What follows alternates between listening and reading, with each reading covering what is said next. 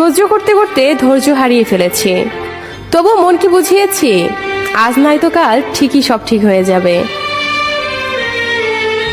বোকা মানুষ ধোঁকা খায়, সৎ মানুষ কষ্ট পায়, সরল মানুষ আঘাত পায়, আর স্বার্থপর মানুষ আনন্দের দিন কাটায়। এটাই বাস্তবতা। কিছু মানুষ আছে যারা মায়া বাড়িয়ে জীবন থেকেই হারিয়ে যায়।